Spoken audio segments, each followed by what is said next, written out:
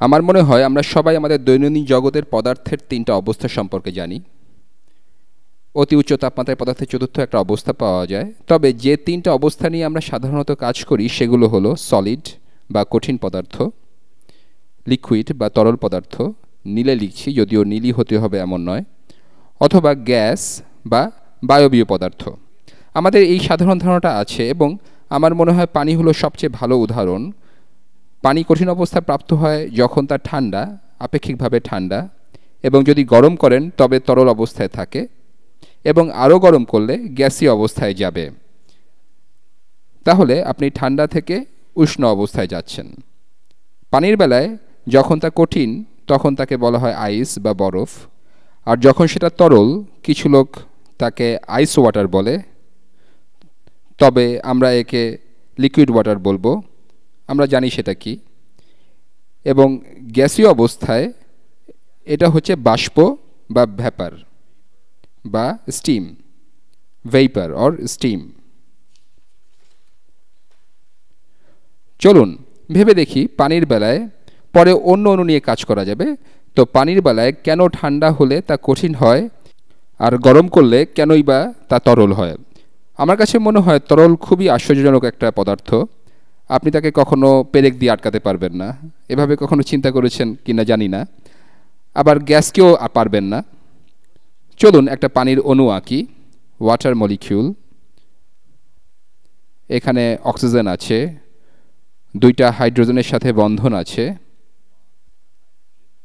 এছাড়াও দুজোড়া মুক্ত ইলেকট্রন আছে। কয়েকটা ভিডিও আগে আমরা দেখছি যে অক্সিজেন হাইড্রোজেনের চাইতে অনেক বেশি ইলেকট্রোনেগেটিভ। এটা ইলেকট্রনকে ছিনিয়ে নিতে পছন্দ করে, যদিও এটা তাদের ইলেকট্রন শেয়ার নির্দেশ করে। এখানে ও এখানে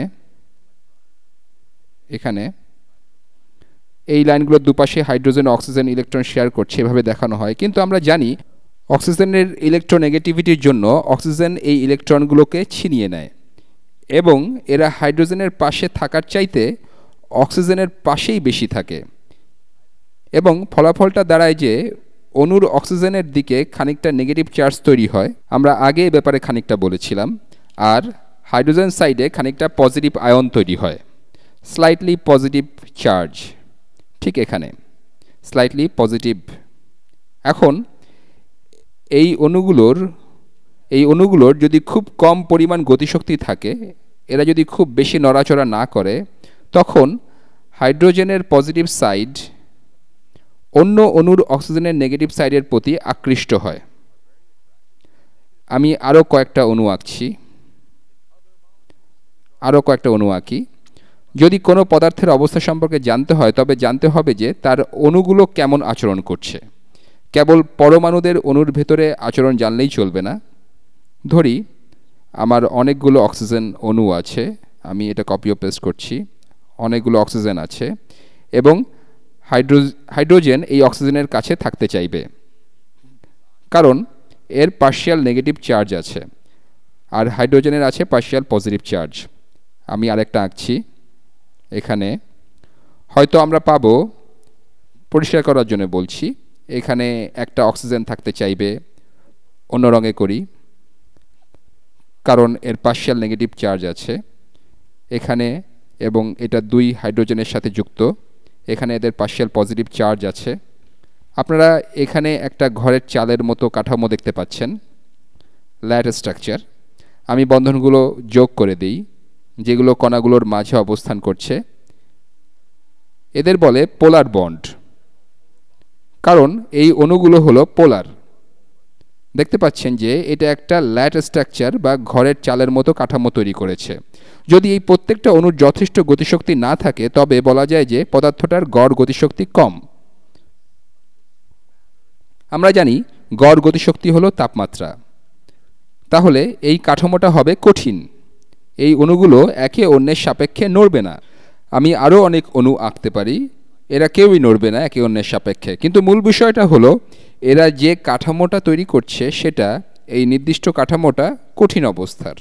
যদি আমরা গতিশক্তি প্রদান করি বা তাপ দেই তবে অণুগুলোর যা হবে তা হলো এরা খানিকটা নড়তে শুরু করবে।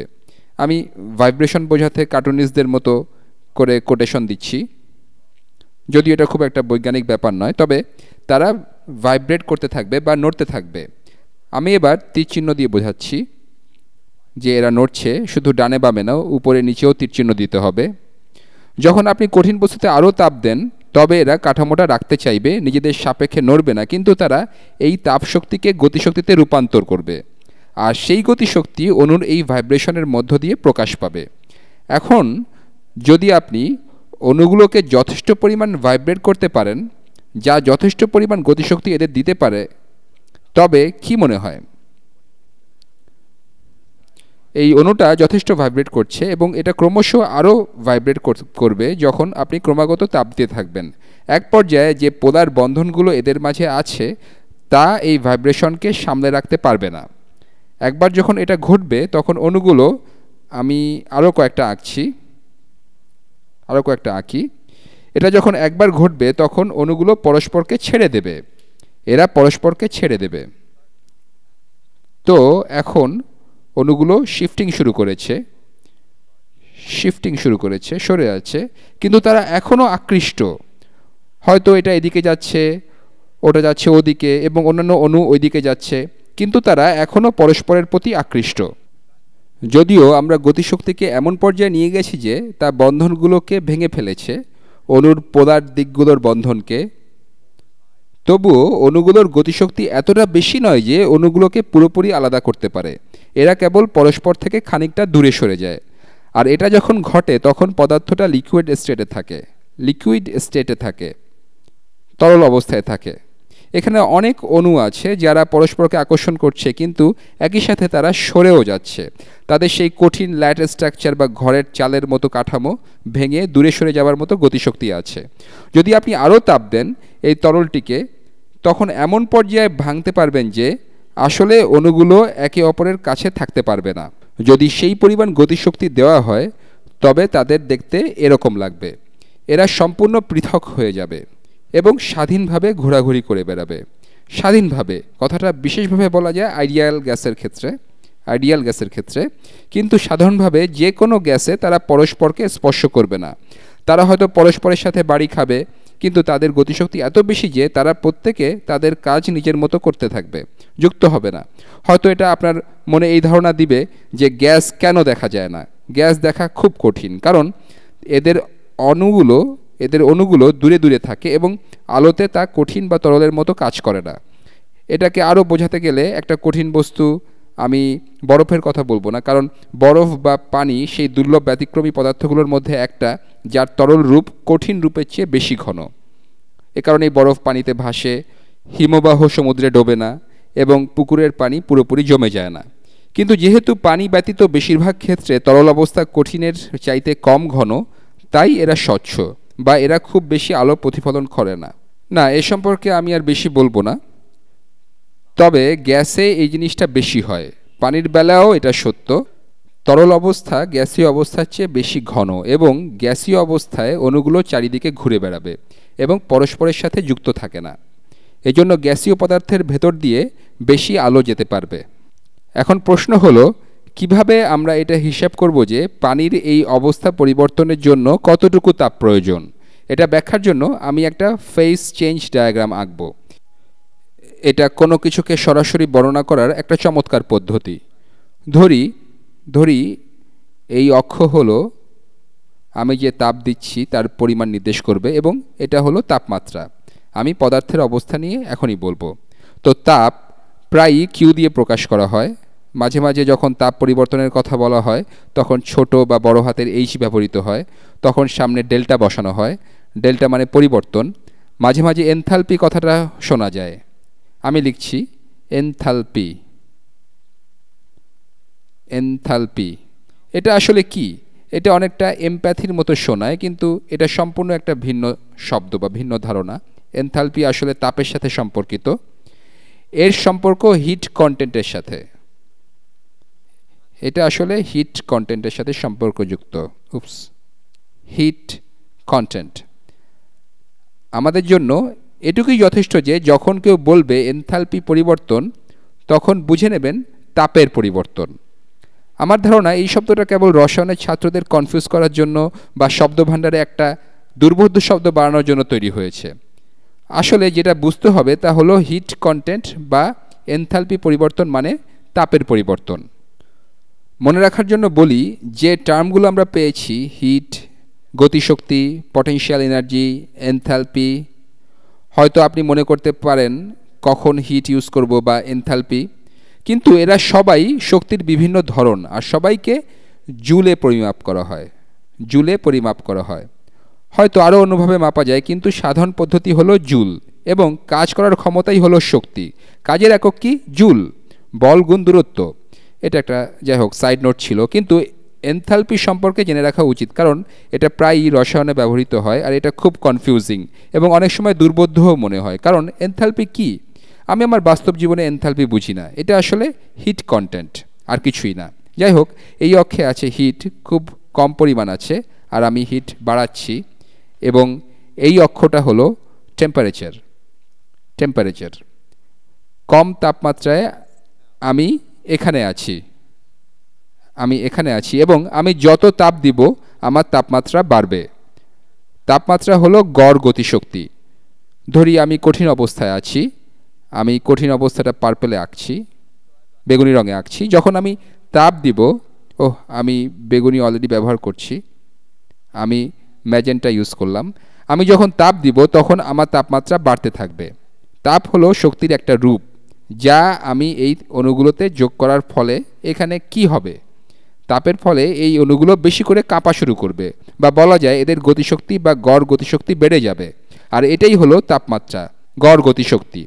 তো যখন আমি কঠিন অবস্থায় হিট দিব তখন গড় গতিশক্তি বাড়তে থাকবে। আমি লিখছি এটা আছে সলিড ফেজে, সলিড বা সলিড স্টেট অফ ম্যাটার। এখন একটা মজার জিনিস ঘটে। ধরি এটা হলো পানি। 0 ডিগ্রি সেলসিয়াসে কি ঘটে? এটা হলো 0 ডিগ্রি সেলসিয়াস, যাকে বলা যায় 273.15 ডিগ্রি কেলভিন। 0 degree Celsius. ধরি এটাই হলো সেই লাইন। এখানে কঠিন পদার্থের কি ঘটে? তরলে পরিণত হয়, বরফ গলে যায়। আমরা এখানে পানি নিয়ে কথা বলছি বা H2O নিয়ে। তো এটা হলো আইস। আমাদের উদাহরণে সব সলিডই আইস না, আপনি পাথরকে কঠিন ম্যাগমা হিসেবে ভাবতে পারেন। পাথরটা আসলেই তাই। আমি এখানে অনেক কিছুরই উদাহরণ দিতে পারি। যাই হোক, মজার ঘটনাটা যেটা ঘটে তা হলো 0 ডিগ্রি সেলসিয়াসে, অর্থাৎ পানির হিমাঙ্কে বা বরফের গলনাঙ্কে মজার একটা কিছু ঘটে। আমি যদি তাপ দেই তবে তাপমাত্রা বাড়বে না। একটা ছোট সময়ের জন্য তাপ দিলে তাপমাত্রা বাড়বে না। আমি আঁকছি, ছোট একটা সময়ের জন্য তাপমাত্রা স্থির থাকে। আমি আঁকি এখানে, তাপমাত্রা স্থির থাকে। তখন যতক্ষণ তাপমাত্রা স্থির ততক্ষণ এটা কঠিন অবস্থাতেই থাকে, স্টিল এ সলিড। এরপর আমরা একে তরল হিসেবে পাই, অবশেষে তরলে পরিণত হয়। ধরি এখানে আমরা তাপ দিলাম কিন্তু এটা কঠিন রয়ে গেল, তারপর তরল হলো, অর্থাৎ এই সময়টা হলো গলনের সময়। যখন আমরা আরও তাপ দিতে থাকি তখন পানিও গরম হয়, তো তরলটাও গরম হয়, তরলটাও গরম হতে থাকে, তাপমাত্রা বেড়ে যায়। এখন আমরা পৌঁছেছি পানির জন্য আরেকটা মজার তাপমাত্রায়, 100 ডিগ্রি সেলসিয়াস বা 373 ডিগ্রি কেলভিনে। আমি এভাবে লিখছি 100 ডিগ্রি সেলসিয়াস, কারণ এর সাথে আমরা বেশি পরিচিত। কি ঘটে তখন? এটা হলো সেই তাপমাত্রা যাতে পানি বাষ্পীভূত হয় বা পানি ফুটবে। কিন্তু কিছু একটা ঘটে, তারা শক্তি পাচ্ছে এবং গতিশক্তি প্রাপ্ত হচ্ছে এবং সক্রিয় হচ্ছে। একে কঠিন থেকে তরলে নেয়ার মতো এখানেও একটা বড় পরিমাণ তাপ দরকার হবে। এই জায়গায় পানি বাষ্প হচ্ছে কিন্তু গরম হচ্ছে না, বাষ্প হচ্ছে কিন্তু গরম হচ্ছে না।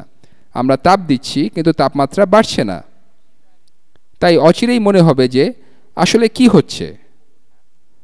অবশেষে এই জায়গার পর যখন আমরা পুরোপুরি বাষ্প বা স্টিম পেয়ে যাব তখন তাপমাত্রা বাড়বে, তখন বাষ্প গরম হবে। আমরা যত তাপ দেব তত বাষ্প উত্তপ্ত হবে। এখানে মজার প্রশ্নটা হলো, যেটা বোঝা খুবই সহজ, সেটা হলো এখানে যখন তাপ দিচ্ছেন তাপমাত্রা বাড়ছে, কিন্তু মজাটা হচ্ছে এখানে কি হয়? এখানে আমরা তাপকে গতিশক্তিতে পরিণত করছি, তাপমাত্রা হচ্ছে গড় গতিশক্তি, কিন্তু এই জায়গায় তাপ কি করছে? এখানে আমাদের তাপ গতিশক্তি বাড়াচ্ছিল না, তাই তাপমাত্রা বাড়ছিল না, কিন্তু বরফ গলে পানি হচ্ছিল।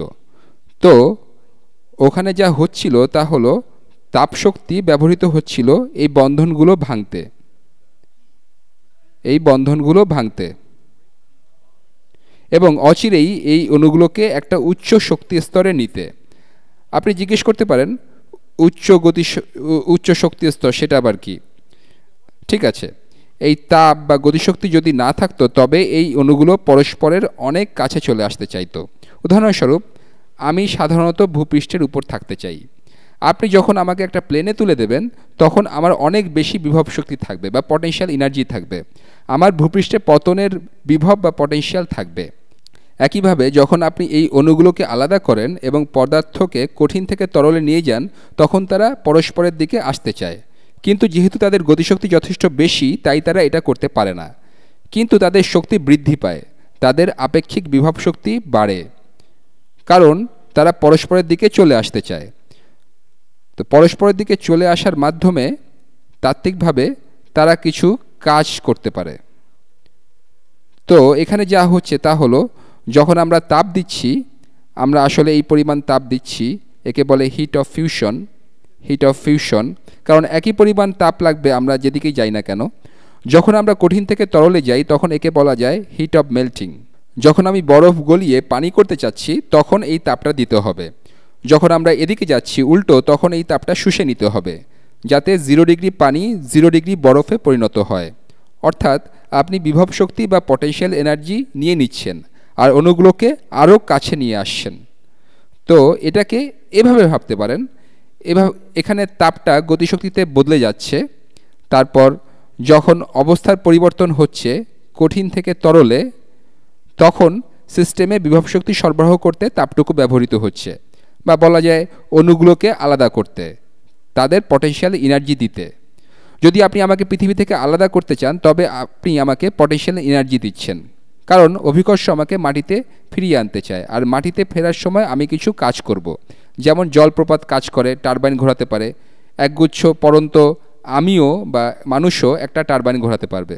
এরপর যখন এটা পুরো তরল, তখন তরলটা উষ্ণতর হতে থাকবে, তাপটা আবার গতিশক্তি তৈরিতে ব্যবহৃত হচ্ছে। আপনি পানির অণুদের দ্রুত সরিয়ে নিচ্ছেন, একটা পয়েন্টে তারা পরস্পর থেকে মুক্ত হতে চাইবে, কেবল সরে যাওয়া নয় বরং পুরোপুরি বিচ্ছিন্ন হয়ে যাওয়া, একে ওপর থেকে ছিটকে যেতে চাইবে। এবং এখানে এই তাপটা হলো বাষ্পীভবনের তাপ, হিট অব ভেপোরাইজেশন। আমি লিখি হিট অব ভেপোরাইজেশন। এটা আগের মতো একটা ধারণা। আগে আমরা কেবল সরে যাচ্ছিলাম, আর এখন আমরা এদের পুরোপুরি আলাদা করে দিচ্ছি। তারা অবশ্যই কাছাকাছি থাকতে চাইবে, কিন্তু এই তাপটা যোগ করার পরে এটা বাষ্প হয়ে যাবে, এবং এরপর থেকে আমরা বাষ্পকে কেবল গরম করতে থাকব বা বাষ্পীভূত পানিকে গরম করতে থাকব, এবং এটা উষ্ণতর থেকে উষ্ণতর হবে। আমি যখন প্রথম এই বিষয়টা জেনেছিলাম তখন আমার কাছে খুব ইন্টারেস্টিং মনে হয়েছিল এই বিষয়টা, যে পদার্থের অবস্থাগুলো যখন বলা হয় 0 ডিগ্রি তখন মনে হয় যে সেটা তো বরফ, কিন্তু এটা সবসময় সত্যি না। যদি পানি দিয়ে শুরু করেন এবং তাকে ঠান্ডা করতে থাকেন 0 ডিগ্রি পর্যন্ত, আপনি আসলে পানি থেকে তাপ শুষে নিচ্ছেন, তবে পাবেন 0 ডিগ্রি পানি, যা এখনও বরফ হয়নি। একইভাবে 100 ডিগ্রি পানিও পাওয়া যায়, যা এখনও বাষ্প হয়নি। বাষ্প করতে আরও তাপ প্রদান করতে হবে, তখন 100 ডিগ্রি বাষ্প পাওয়া যাবে। আবার একইভাবে 0 ডিগ্রি পানিও পাওয়া যায়। যাই হোক, আশা করি পদার্থের অবস্থা সম্পর্কে এটা আপনাকে কিছু গুরুত্বপূর্ণ তথ্য দিয়েছে, এবং পরের ভিডিওগুলোতে আমরা বের করব যে এই লাইনটুকু এগোতে কতটুকু তাপ লাগে, আর হয়তো কতটুকু বরফ লাগতে পারে পানিকে ঠান্ডা করতে, সেটাও।